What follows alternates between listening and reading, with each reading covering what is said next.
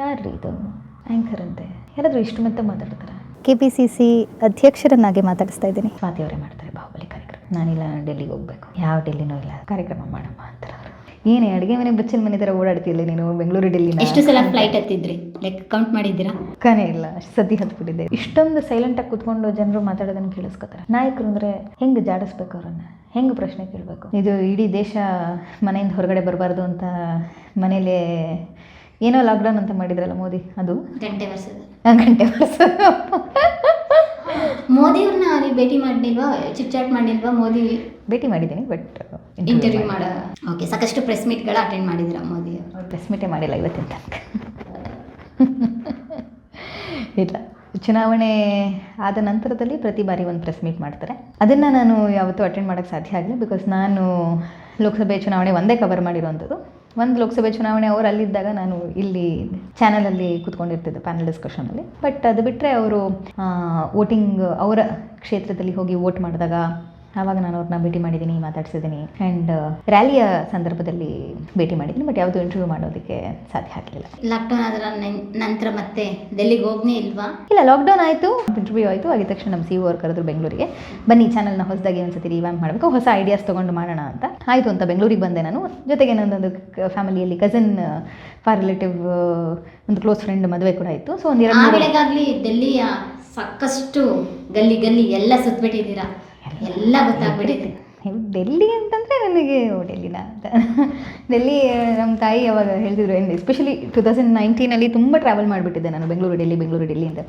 ಏನೇ ಅಡುಗೆ ಮನೆ ಬಚ್ಚಿನ ಮನೆ ಥರ ಓಡಾಡ್ತಿಲ್ಲ ನೀನು ಬೆಂಗಳೂರು ಡೆಲ್ಲಿನ. ಎಷ್ಟು ಸಲ ಫ್ಲೈಟ್ ಹತ್ತಿದ್ರಿ? ಲೈಕ್ ಕೌಂಟ್ ಮಾಡಿದ್ದೀರಾ? ಕನೇ ಇಲ್ಲ, ಅಷ್ಟು ಸತಿ ಹತ್ಬಿಟ್ಟಿದ್ದೆ. ಎಸ್ಪೆಷಲಿ ಆ ವರ್ಷ ಅಂತೂ ತುಂಬ ಹತ್ಬಿಟ್ಟಿದ್ದೆ. ಬಿಕಾಸ್ ಒಂದು ಲೋಕಸಭೆ ಚುನಾವಣೆ, ಅದಾದ ನಂತರದಲ್ಲಿ ಮದುವೆ ತಯಾರಿಗಳು, ಅದಾದಮೇಲೆ ಈ ಕೆಲವೊಂದಿಷ್ಟು ಇಂಟರ್ವ್ಯೂಗಳಿಗೆ. ಸೊ ತುಂಬ ಓಡಾಡ್ಬಿಟ್ಟಿದ್ದೀನಿ ಬೆಂಗಳೂರು. ಆ ವರ್ಷ ತುಂಬ ಓಡಾಡ್ಬಿಟ್ಟೆ ಬೆಂಗಳೂರು ಡೆಲ್ಲಿ ಅನ್ನುವಂಥದ್ದು ಮಾತು. ಸೊ ಹಾಗೆ ಡೆಲ್ಲಿ ದಿನಗಳಲ್ಲಿ ಮುಗಿಯುತ್ತೆ ಅಂತ ನಾನು ಅಂದ್ಕೊಳ್ಳಿಲ್ಲ, ಟು ಬಿ ಫ್ರ್ಯಾಂಕ್. ಬಟ್ ಮುಗಿದು ಹೋಯ್ತದು ನೋಡ್ತಿದ್ದ ಹಾಗೆಯೇ ದೆಹಲಿ ದಿನಗಳು ಅಲ್ಲಿಗೆ just came to an end ಅನ್ನೋದಕ್ಕಿಂತ I am glad it happened. ಯಾಕೆಂದರೆ ಮದುವೆ ಆಯಿತು, ಟ್ರಂಪ್ ಇಂಟರ್ವ್ಯೂ ಆಯಿತು, ಬೆಂಗಳೂರಿಗೆ ಬಂದೆ, ಅದೊಂದು ಹಬ್ಬ ಮುಗಿಸ್ಕೊಂಡು ಹೋಗಬೇಕು ಅಂತ. ಆ ಸಂದರ್ಭದಲ್ಲಿ ನಾನು ಒಬ್ಬಳೇ ದೆಹಲಿಯಲ್ಲಿ ಇದ್ದಿದ್ದರೆ ನಾನು ಏನೂ ಮಾಡೋಕ್ಕೆ ಸಾಧ್ಯ ಆಗ್ತಾಯಿಲ್ಲ. ಏನು ಮಾಡ್ತೀರಿ? ಲಾಕ್ಡೌನ್ 3 ತಿಂಗಳು 4 ತಿಂಗಳು ಮನೆ ಒಳಗೆ ಎಷ್ಟೊಂದು TV ನೋಡ್ತೀರಿ, ಒಬ್ಬರೇ ಏನು ಅಂತ ಮಾಡೋದಕ್ಕೆ ಸಾಧ್ಯ? ಡೆಲ್ಲಿಲಿ ಇದ್ದಿದ್ರೆ ಚಾನ್ಸ್ ಇಲ್ಲ. ಐ ಥಿಂಕ್ ನಾನೇನೋ ಯೋಚನೆ ಮಾಡಿದ್ರೆ ಜೀವನ ನನಗೇನೋ ಒಂದು ಯೋಚನೆ ಮಾಡಿರುತ್ತೆ. ರೂಮ್ ಎಲ್ಲ ಕ್ಲೋಸ್ ಮಾಡ್ಕೊಂಡೇ ಬಂದಿದ್ರಿ? ಇಲ್ಲ, ರೂಮ್ ಇತ್ತು. ನಾನೊಂದು 20 ದಿನಕ್ಕೆ ಅಂತ ಬರ್ತಾ ಇದ್ದಿದ್ದು. 20 ದಿನಕ್ಕೆ 10 ದಿನಕ್ಕೆ ಅಂತ ಬರ್ತಾ ಇದ್ದಾಗ ನಾನು ಮನೆ ಚೇಂಜ್ ಮಾಡ್ತಿರ್ಲಿಲ್ಲ. ಆಗಲೂ ಅಷ್ಟೇ, ನಾನು ಯಾವಾಗ 1-2 ತಿಂಗಳು ಆಲ್ಮೋಸ್ಟ್ ಲೀವ್ ತೊಗೊಂಡಾಗ, ಮದುವೆಗಿಂತ ಮುಂಚೆ ಮದುವೆ ಆದಮೇಲೆ ಮನೇನ ಖಾಲಿ ಮಾಡಿರಲಿಲ್ಲ, ಮನೆ ಹಾಗೆ ಇತ್ತು. ಬಟ್ ನಾನು ಬಂದಿದ್ದೆ. ಸೊ ಇಲ್ಲಿ ನಾನು ಬರೋಷ್ಟೊತ್ತಿಗೆ ಬಂದೇ ನೋಡ್ತಿದ್ದ ಹಾಗೇ ಕೋವಿಡ್ ಎಲ್ಲ ಕಡೆ ಇದು ಸ್ಪ್ರೆಡ್ ಆಗ್ತಾ ಇದೆ ಅಂತ ಬಂತು. ಆಯಿತು, ಇದೇನೊಂದು 10 ದಿನ ಲಾಕ್ಡೌನ್ ಅಂತಾಯಿತು, 15 ದಿನ ಲಾಕ್ಡೌನ್ ಅಂತಾಯಿತು. ಅಷ್ಟೊತ್ತಿಗೆ ನಮ್ಮ ಚಾನೆಲ್ ಕಡೆಯಿಂದ ಒಂದು ಕಾರ್ಯಕ್ರಮ ಮಾಡಬೇಕು ಅಂತ ನಿರ್ಧಾರ ಆಯಿತು. ಅಂದರೆ ಒಂದು 3-4 ಹೊಸ ಕಾರ್ಯಕ್ರಮಗಳನ್ನ ಇಂಟ್ರೊಡ್ಯೂಸ್ ಮಾಡಬೇಕು ಪ್ರೈಮ್ ಟೈಮಲ್ಲಿ ಅನ್ನುವಂಥದ್ದು. ಸೊ ಬಾಹುಬಲಿ ಕಾರ್ಯಕ್ರಮಕ್ಕೆ ನಾನೇ ಒಂದು ಸ್ಕೆಚ್ ಹಾಕ್ಕೊಟ್ಟೆ, ಯಾವ್ಯಾವ ನಾಯಕರು, ಲೀಡರ್ಸು, ಅಥವಾ ಹೇಗೆ ಇದರ ರೇಖೆ ಹೇಗೆ ಅನ್ನೋದನ್ನೆಲ್ಲ ಚರ್ಚೆ ಮಾಡಿದ್ವಿ. ಅದನ್ನು ನಾನು ಮಾಡಬೇಕು ಅನ್ನೋ ಉದ್ದೇಶ ನನಗೂ ಇರಲಿಲ್ಲ, ಅಥವಾ ನಮ್ಮ ಚಾನೆಲಿನ ಮ್ಯಾನೇಜ್ಮೆಂಟ್ಗೂ ಕೂಡ ಅದಿರಲಿಲ್ಲ. ಸಡನ್ನಾಗಿ ಬೇರೆಯೊಬ್ಬರು ದೊಡ್ಡ ಪತ್ರಕರ್ತರು ಮತ್ತು ನಮ್ಮ ಚಾನಲಲ್ಲಿ ಕೆಲಸ ಮಾಡ್ತಾ ಇದ್ದಂಥ ಹಿರಿಯರೊಬ್ಬರು ಏಕಾಏಕಿ ಆ ಚಾನಲಿಂದ ಆ ಕಾರ್ಯಕ್ರಮದಿಂದ ದೂರ ಉಳಿತಾರೆ. ಇಮಿಡಿಯೇಟಾಗಿ ನನಗೆ CEO ಅವರು ಫೋನ್ ಮಾಡಿ ಬಾಹುಬಲಿ ಕಾರ್ಯಕ್ರಮ ನೀವು ಮಾಡ್ತೀರಾ ಅಂತಾರೆ. ನಾನು ಹೇಳ್ತೇನೆ, ನನಗೆ ಸಮಸ್ಯೆ ಇಲ್ಲ, ನಾನು ಕಾರ್ಯಕ್ರಮ ಮಾಡ್ಬೋದು.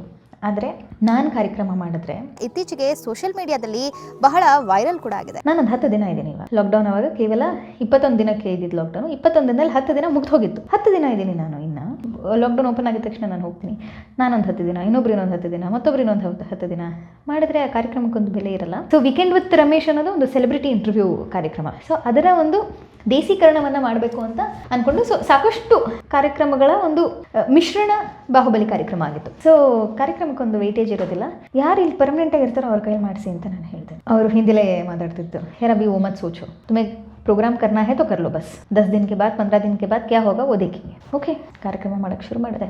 ಬಾಯಿಗೆ ಬಂದಂಗೆ ಬೈಯೋಕ್ಕೆ ಶುರು ಮಾಡಿದ್ರು ಜನ. ಯಾರ್ರೀ ಇದು ಆ್ಯಂಕರ್ ಅಂತೆ ಯಾರಾದರೂ ಇಷ್ಟು ಮೆತ್ತ ಮಾತಾಡ್ತಾರೆ? ಇಷ್ಟೊಂದು ಸೈಲೆಂಟಾಗಿ ಕೂತ್ಕೊಂಡು ಜನರು ಮಾತಾಡೋದನ್ನು ಕೇಳಿಸ್ಕೊತಾರೆ. ನಾಯಕರು ಅಂದರೆ ಹೆಂಗೆ ಜಾಡಿಸ್ಬೇಕು ಅವರನ್ನು, ಹೆಂಗೆ ಪ್ರಶ್ನೆ ಕೇಳಬೇಕು? ತೇಜಸ್ವಿನಿ ಗೌಡ ಅವ್ರನ್ನ ನೋಡಿದ್ದೀರಾ? ರಂಗಣ್ಣ ಅವ್ರನ್ನ ನೋಡಿದ್ದೀರಾ? ಇನ್ನೊಬ್ರು ನೋಡಿದ್ದೀರಾ? ಮತ್ತೊಬ್ರು ನೋಡಿದ್ದೀರಾ? ಯೂಟ್ಯೂಬಲ್ಲಿ ಬರ್ತಾ ಇದ್ದಂಥ ಕಾಮೆಂಟ್ಸ್ ಒಂದು ವಾರದ ಎಪಿಸೋಡಿಗೆ ನೋಡಿ ನಾನು ಡಿಸೈಡ್ ಮಾಡೋದು ಇಲ್ಲ, ನಾನೇನು ಕಾರ್ಯಕ್ರಮ ಮಾಡಿ. ಬಹುಶಃ ಆನ್ ಸ್ಕ್ರೀನ್ ನಿರೂಪಣೆಗೂ ನನಗೂ I think I don't match ಅಂತ ಹೇಳಿ ನಾನು ಹೋಗಿ ಹೇಳಿದೆ ಅವರಿಗೆ, ಇಲ್ಲ I think I am not comfortable doing this programme, ನಾನು ಕಾರ್ಯಕ್ರಮ ಮಾಡಲ್ಲ, ಬೇರೆ ಯಾರು ಕಳೆದ್ರು ಮಾಡಿಸಿ. ಆಯ್ತಮ್ಮ, ಇನ್ನೊಂದು 2-3 ದಿನ ಮಾಡೋಣ. ಅದಾದ ನಂತರದಲ್ಲಿ ಲಕ್ಷ್ಮಣ್ ಸವದಿ ಅವರ ಇಂಟರ್ವ್ಯೂ ಮಾಡಿ ಮಾತಾಡ್ತಾ ಕಾರ್ಯಕ್ರಮದ ಕೊನೆಯಲ್ಲಿ ನಾನೇನೋ ಒಂದು ಪ್ರಶ್ನೆ ಕೇಳ್ತೀನಿ, ಅವ್ರು ಅದಕ್ಕೆ ಭಾವುಕರಾಗ್ತಾರೆ, ಕಣ್ಣಲ್ಲಿ ನೀರು ಹಾಕ್ಬಿಡ್ತಾರೆ. That programme became viral. ನಾನು ಹೇಳ್ಬಿಟ್ಟಿರ್ತೀನಿ, ಇದಾದಮೇಲೆ ನಾನೇನು ಕಾರ್ಯಕ್ರಮ ಮಾಡಲ್ಲ, ನೀವು 3 ದಿನ ಅಂತ ಹೇಳಿದರೆ 3ನೇ ಎಪಿಸೋಡ್ ಇದು ಮುಗಿದೋಯ್ತು. ಅಷ್ಟೊತ್ತಿಗಾಗಲೇ ನಮ್ಮ ಚಾನಲಿಂದ ತಯಾರಿ ಮಾಡ್ಕೊಂಡ್ಬಿಟ್ಟಿರ್ತಾರೆ, ಬೇರೆ ಇಬ್ಬರನ್ನ ಕಾರ್ಯಕ್ರಮಕ್ಕೆ ಕೂಡಿಸ್ಬೇಕು ಅಂತಲೂ ಕೂಡ.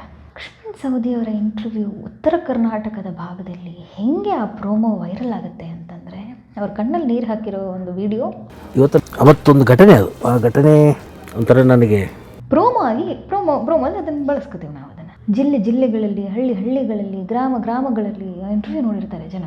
ನಾನು ಸಾಮಾನ್ಯವಾಗಿ ಅವ್ರ ಹತ್ರ ನಾನು ಸರ್ ಒಂದು ಇಂಟರ್ವ್ಯೂ ಮಾಡೋಣ ಅಂತ ಹೇಳ್ತೀನಿ, ಅವ್ರು ಬರ್ತಾರೆ, ಮಾಡ್ತೀವಿ. ಬಟ್ ಅದು ಆ ಪ್ರಮಾಣದಲ್ಲಿ ಸುದ್ದಿ ಆಗುತ್ತೆ ಅಂತ ನನಗೆ ಗೊತ್ತಿಲ್ಲ. ಆವಾಗಿದ್ದಂಥ ನಮ್ಮ ಎಡಿಟರ್, ಇಲ್ಲಿ ತನಕ ಇಂಟರ್ವ್ಯೂ ಮಾಡಿದ್ದೀರಾ, ಈಗ ಹೆಂಗಿದ್ರು ಬೇರೆಯವ್ರು ಮಾಡ್ತಾಯಿದ್ದಾರೆ ಈ ಬಾಹುಬಲಿನ, ಸೊ 3 ಜನ ಇದ್ದಾರೆ, ಇದರಲ್ಲಿ ನೀವು ಯಾರನ್ನು ಆಯ್ಕೆ ಮಾಡ್ತೀರಿ, ಫಸ್ಟ್ ಚಾಯ್ಸ್ ನಿಮಗೆ ಕೊಡ್ತೀನಿ. 3 ಬರ್ತಾ ಇದ್ದಾರೆ ಕಾರ್ಯಕ್ರಮಕ್ಕೆ, ಒಬ್ಬರನ್ನ ನೀವು ಇಂಟರ್ವ್ಯೂ ಮಾಡ್ಬೋದು. ಸೊ ಡಿ ಕೆ ಶಿವಕುಮಾರ್ ಅವರು ಅಂತ ಹೇಳ್ತಾರೆ, ಅಶ್ವಥ್ ನಾರಾಯಣ್ ಅಂತ ಹೇಳ್ತಾರೆ, ಇನ್ನೊಬ್ಬರು ಕಾಂಗ್ರೆಸ್ಸಿನ ಮತ್ತೊಬ್ಬ ಲೀಡರ್ ಬಗ್ಗೆ ಹೇಳ್ತಾರೆ.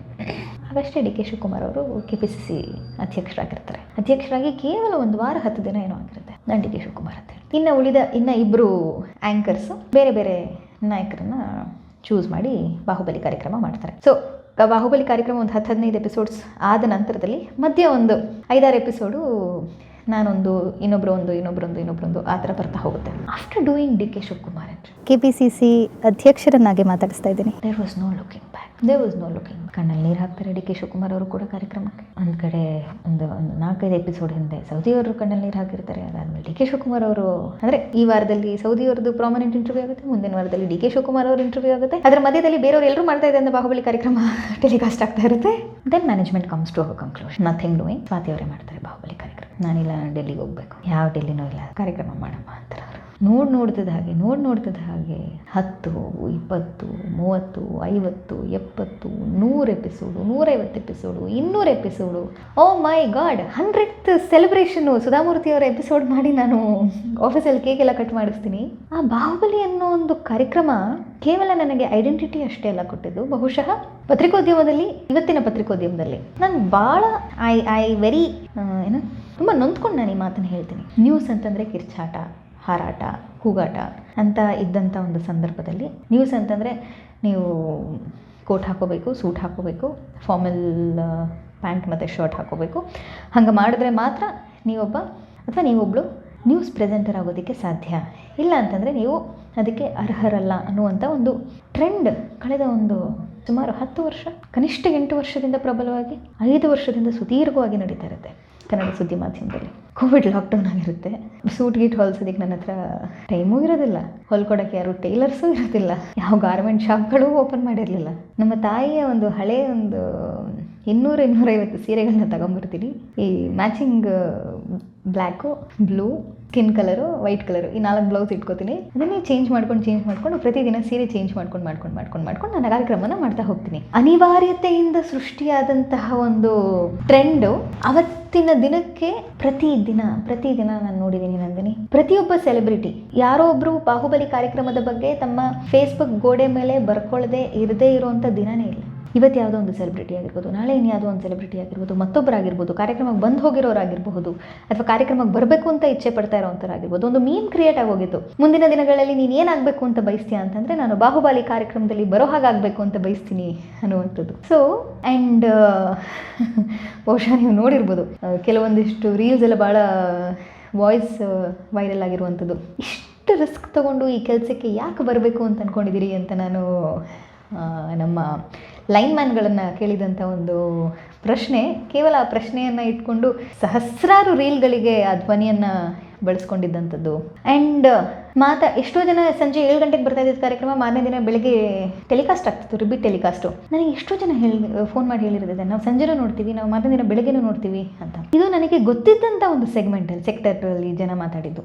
ಆದರೆ ಜನಸಾಮಾನ್ಯರಿಗೆ ಇದು ತಲುಪಿದೆ ಕಾರ್ಯಕ್ರಮ ಅಂತ ನನಗೆ ಗೊತ್ತಾಗಿದ್ದು ನಾನು ಕಾರ್ಯಕ್ರಮ ಮುಗಿಸಿ ಓಲಾ ಬುಕ್ ಮಾಡ್ತೀನಿ. ಚಾನಲ್ ಮುಂದೆ ನಾನು ಹತ್ತೋದಿಲ್ಲ. ಅವನು ಅನಿರೀಕ್ಷಿತವಾಗಿ ಚಾನಲಿಂದ ಆಲ್ಮೋಸ್ಟ್ ರೈಲ್ವೆ ಪ್ಯಾರಲ್ ರೋಡಲ್ಲಿ ಇದ್ದಂಥ ಚಾನಲು ಒಂದು 100 ಮೀಟರ್ಸ್, ಒಂದು 50 ಮೀಟರ್ಸ್ ಮುಂದೆ ಹೋಗಿ ಗಾಡಿ ನಿಲ್ಸ್ಕೊಂಡಿರ್ತಾರೆ. ನಾನು ಎಲ್ಲಿ ಕ್ಯಾಬ್ ಅಂತ ಹೇಳಿ, and Covid lockdown time full ಬೀದಿ ದೀಪಗಳು ಇರಲಿಲ್ಲ ರೋಡಲ್ಲಿ, ಭಾಳ ಕಡಿಮೆ ಇದ್ದಿದ್ದು. ಯಾರು ಕಂಪ್ಲೇಂಟ್ ಮಾಡಿದ್ರು, ಯಾರು ಬಂದರೂ ಏನು ಮಾಡೋ ಪರಿಸ್ಥಿತಿಲಿ ಇರಲಿಲ್ಲ. ಆವಾಗ ನಾನು ಹೋಗ್ತೀನಿ, ಕ್ಯಾಬಲ್ಲಿ ಕೂತ್ಕೋತೀನಿ, ನನ್ನ ಪಾಡಿಗೆ ನನ್ನ ಫೋನಲ್ಲಿ ನನ್ನ ಯಾವುದೋ ಒಂದು ಫ್ಯಾಮಿಲಿ ವಿಚಾರವನ್ನು ನಾನು ಫೋನಲ್ಲಿ ಮಾತಾಡ್ತಿದ್ದೀನಿ. ನಾನು ಯಾವುದೋ ನ್ಯೂಸ್ ಸಂಬಂಧಪಟ್ಟ ವಿಚಾರವನ್ನು ನಾನು ಫೋನಲ್ಲಿ ಮಾತಾಡ್ತಿಲ್ಲ, ಬಟ್ ನಾನು ಫೋನಲ್ಲಿ ಮಾತಾಡ್ಕೊಂಡೆ ಕ್ಯಾಬ್ ಹತ್ತೀನಿ, ಮ್ಯೂಟ್ ಮಾಡ್ಕೊಂಡು ನಾನು ಅವರಿಗೆ OTP ಹೇಳಿ ನಾನು ಕ್ಯಾಬಲ್ಲಿ ಕೂತ್ಕೋತೀನಿ. ಒಂದು 10 ನಿಮಿಷ ನಾನು ಮಾತಾಡಾದ್ಮೇಲೆ ಕಾಲ್ ಡಿಸ್ಕನೆಕ್ಟ್ ಮಾಡಿದ್ಮೇಲೆ ಆ ವ್ಯಕ್ತಿ ನನಗೆ ಹೇಳಿದ್ದಾರೆ, ಹಿಂದೆ ತಿರುಗಿಬಿಟ್ಟು, ಮೇಡಮ್ ನೀವು ಸ್ವಾತಿ ಚಂದ್ರಶೇಖರ? ಹೌದು ಮೇಡಮ್, ನಾನು ನಿಮ್ಮ ಬಾಹುಬಲಿ ಕಾರ್ಯಕ್ರಮ ದಿನ ನೋಡ್ತೀನಿ. ನೀವು ಕಾರಲ್ಲಿ ಹತ್ತು ಕೂತ್ಕೊಂಡು ಮಾತಾಡಿದೊಂದು 2 ನಿಮಿಷಕ್ಕೆ ನಂಗೆ ಗೊತ್ತಾಗುತ್ತೆ ಮೇಡಮ್, ನೀವೇ ಅದು ಅಂತ, ನಿಮ್ಮ ಧ್ವನಿನೇ ಅದು ಅಂತ.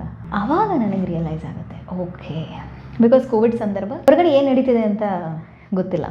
ಹೋಗಲಿ, ಕಾರ್ಯಕ್ರಮದ ಬಗ್ಗೆ ಡಿಸ್ಟ್ರಿಕ್ಟಲ್ಲಿ ಏನು ಮಾತಾಡ್ತಾ ಇದ್ದಾರೆ ಅಂತ ಹೇಳೋದಕ್ಕೆ ನಮ್ಮ ಡಿಸ್ಟ್ರಿಕ್ಟ್ ರಿಪೋರ್ಟರ್ಸು ಕೂಡ ಅವರು ಎಲ್ಲರೂ ಮನೆಯಿಂದನೇ ರಿಪೋರ್ಟಿಂಗ್ ಮಾಡ್ತಾ ಇದ್ದಂಥದ್ದು. ಜನರ ಮಧ್ಯೆ ಯಾರು ಕೂತ್ಕೊಂಡು ರಿಪೋರ್ಟಿಂಗ್ ಮಾಡ್ತಾ ಇದ್ದಂಥದ್ದು ಇಲ್ಲ ಆ ಸಂದರ್ಭದಲ್ಲಿ. ಆವಾಗ ನನಗೆ ರಿಯಲೈಸ್ ಆಗುತ್ತೆ, ಓಕೆ, ಬಾಹುಬಲಿ ಅಂತ ಒಂದು ಕಾರ್ಯಕ್ರಮ ಇಷ್ಟು ವೈರಲ್ ಆಯಿತಾ, ಆ್ಯಂಡ್ ಅದಕ್ಕೆ ಇಷ್ಟು ಜನಮನ್ನಣೆ ಸಿಗ್ತಾ ಇದೆಯಾ ಅನ್ನುವಂಥದ್ದು. ಆ್ಯಂಡ್ ಕೋವಿಡ್ ಲಾಕ್ಡೌನ್ ಓಪನ್ ಆದ ನಂತರದಲ್ಲಂತೂ ಎಷ್ಟೋ ಕಡೆ ನಾನು ಹೋಟೆಲ್ಸ್ಗಳಿಗೆ ನಾನು ಹೋಗಿ ಕೂತ್ಕೊಳ್ಳೋದಕ್ಕೆ ಆಗ್ತಾ ಇರಲಿಲ್ಲ. ತುಂಬ ಜನ ಗುರುತಿಸಿ ಮಾತಾಡುವಂಥದ್ದು ಇರ್ತಿತ್ತು. ಪಬ್ಲಿಕ್ ಪ್ಲೇಸ್ಗಳಿಗೆ ನಾನು ಹೋದಾಗ ಜನ ನನ್ನನ್ನು ಗುರುತಿಸಿದ್ದಂತಾಗಿರ್ಬೋದು. ಸೊ ಆ ರೀತಿ ಸಾಕಷ್ಟು ಘಟನೆಗಳು ನಡೆದಿದ್ದು ಉಂಟು. ಬಾಹುಬಲಿ, ಅದೇ ನಾನು ಹೇಳೋದಲ್ಲ, ನಾವೇನೋ ಅಂದ್ಕೊಂಡ್ರೆ ಜೀವನದಲ್ಲಿ man proposes something, god disposes something else ಅನ್ನುವಂಥದ್ದು. ಆ ಒಂದು ನಾನು ಬೆಂಗಳೂರಿಗೆ ಬರದೇ ಇದ್ದಿದ್ದರೆ, ಲಾಕ್ಡೌನ್ ಆಗದೆ ಇದ್ದಿದ್ದರೆ, ಲಾಕ್ಡೌನ್ ಆದಮೇಲೂ ಕೂಡ ನಾನೇ ಕಾರ್ಯಕ್ರಮ ಮಾಡಬೇಕು ಅನ್ನೋ ಒಂದು ಒತ್ತಾಯ ಚಾನೆಲ್ ಕಡೆಯಿಂದ ಬರದೇ ಇದ್ದಿದ್ದರೆ, ಬಾಹುಬಲಿ ಅನ್ನುವಂತಹ ಒಂದು ಐತಿಹಾಸಿಕ ಕಾರ್ಯಕ್ರಮ ನಡೀತಿರಲ್ಲ. ಐತಿಹಾಸಿಕ ಕಾರ್ಯಕ್ರಮ ನಾನು ಮಾಡಿದೆ ಅನ್ನೋ ಕಾರಣಕ್ಕೆ ನಾನು ಹೇಳ್ತಾ ಇಲ್ಲ, ರಾಜ್ಯದ ಮೂಲೆ ಮೂಲೆಯಿಂದ ಅವ್ರು ಮಾಡಿರುವಂತಹ ಸಾಧನೆ ಇವತ್ತಿನ ದಿನ ಜನರಿಗೆ ತಲುಪಿದೆ. ಎಷ್ಟೋ ಜನ, ನನಗೇನು ನೆನಪಿದೆ, ಮಂಡ್ಯದ ಆಶಾ ಅಂತ ಒಬ್ಬ ಮಹಿಳೆ ಕೋವಿಡ್ ಸಂದರ್ಭದಲ್ಲಿ 100 ಹೆಣಗಳನ್ನು ಆಕೆ ತಗೊಂಡು ಹೋಗಿ ಅಂತ್ಯ ಸಂಸ್ಕಾರವನ್ನು ಮಾಡಿರ್ತಾರೆ.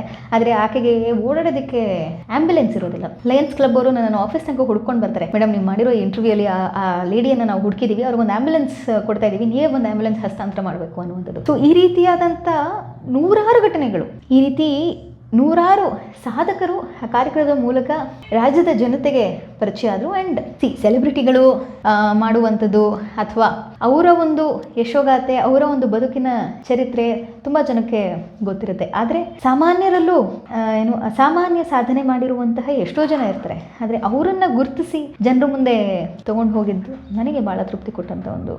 ಅದಾದ ನಂತರ TV5 ಎಲ್ಲ ಚೆನ್ನಾಗಿತ್ತಲ್ಲ, ಏನು ಸ್ವಾತಿ ಮತ್ತೆ ಡೆಲ್ಲಿ ಕಳಿಸ್ಲಿಲ್ಲ ಅಂತಲ್ಲ? ಇಲ್ಲ, ಖಾಲಿ ಮಾಡ್ಕೊಂಡು ಮತ್ತೆ ಬಂದ್ಬಿಟ್ರಾ? ನಾನು ಹೋಗಲೇ ಇಲ್ಲ ಡೆಲ್ಲಿಗೆ. ಅದಾದಮೇಲೆ ಲಗೇಜ್ ಎಲ್ಲ ಅಲ್ಲೇ ಬಾಕಿ ಆಯ್ತಾ?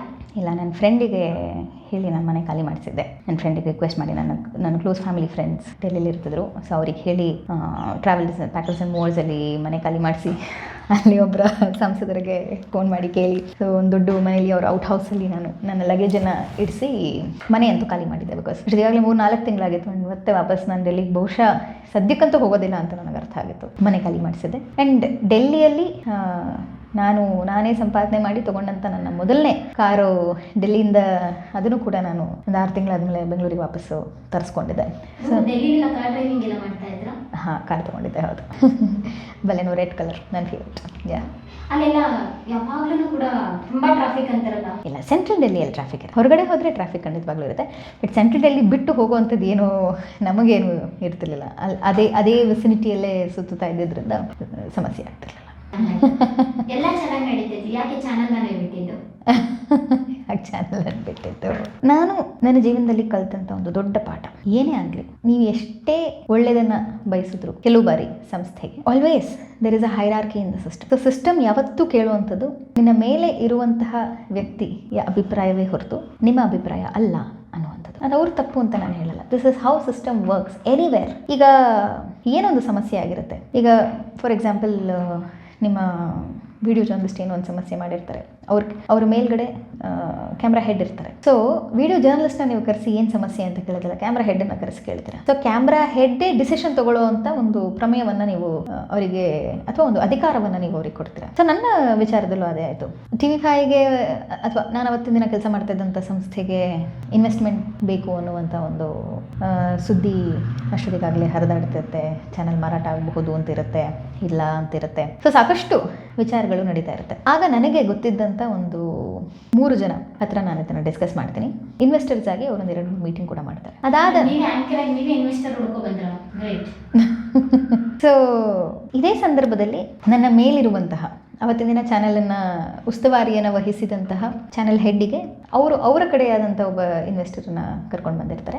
ಎಲ್ಲೋ ಒಂದು ಕಡೆ ಈ ಇನ್ವೆಸ್ಟರ್ ಆ ಇನ್ವೆಸ್ಟರ್ಗಿಂತ ಸಮಂಜಸ ಅಂತ ಹೇಳಲಾಗುತ್ತೆ. ಆ್ಯಂಡ್ ಅದಾದ ನಂತರದಲ್ಲಿ ಆ ಇನ್ವೆಸ್ಟರ್ ಏನೋ ಒಂದು ಸಮಸ್ಯೆ ಕ್ರಿಯೇಟ್ ಮಾಡ್ತಾರೆ, ಅವರಿಂದ ಚಾನಲ್ಗೆ ಏನೋ ಒಂದು ಸಮಸ್ಯೆ ಆಗುತ್ತೆ.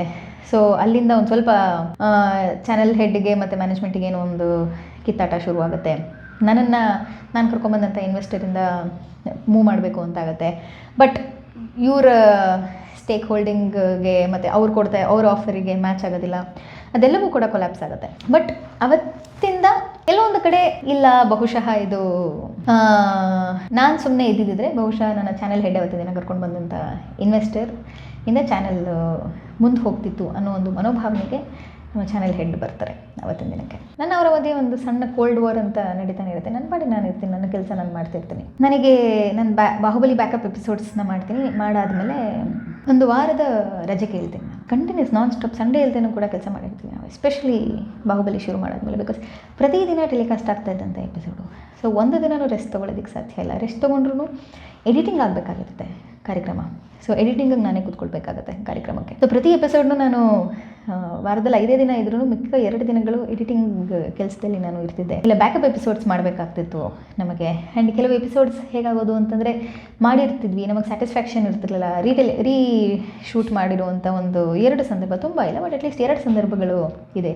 ಯಾಕೆಂದರೆ ತೀರಾ ಸಾಮಾನ್ಯರನ್ನು ಕರೆಸಿ ಕ್ಯಾಮ್ರಾ ಫೇಸ್ ಮಾಡೋಕ್ಕೆ ಅವ್ರಿಗೆ ಗೊತ್ತಿಲ್ಲದೆ ಅವ್ರು ಏನು ಭಯ ಪಟ್ಟು ಆ ಎಪಿಸೋಡ್ ಸರಿಯಾಗದೆ ಮತ್ತು ಅವರನ್ನು ವಾಪಸ್ ಕಳಿಸಿ ಮಾರನೇ ದಿನ ರೀಶೂಟ್ ಮಾಡಿರುವಂಥ ಕೆಲವೊಂದಿಷ್ಟು ಉದಾಹರಣೆಗಳಿತ್ತು.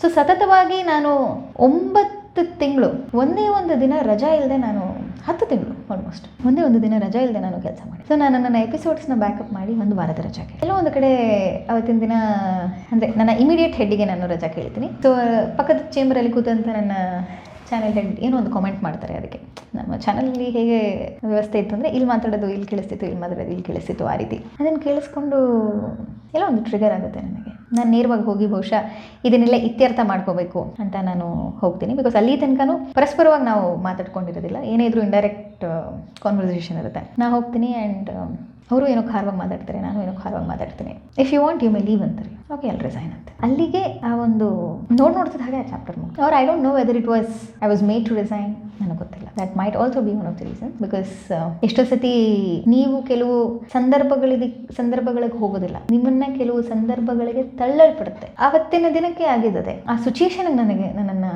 ದೂಡಿದ್ರು. ಆ್ಯಂಡ್ ತೀರಾ ಆತ್ಮಗೌರವಕ್ಕೆ ಚ್ಯುತಿ ತಂದಂತಹ ಕೆಲವು ವಿಚಾರಗಳನ್ನ ಮಾತಾಡಿದಾಗ ನಾನು ಅದನ್ನು ಸಹಿಸ್ಕೊಳ್ಳೋದಕ್ಕೆ ನಾನು ತಯಾರಾಗಲಿಲ್ಲ. ಮಾತು ಬೆಳೆದು ಅದು ಒಂದು ಚೂರು ದೊಡ್ಡ ವಿಚಾರ ಆಯಿತು. ಆ್ಯಂಡ್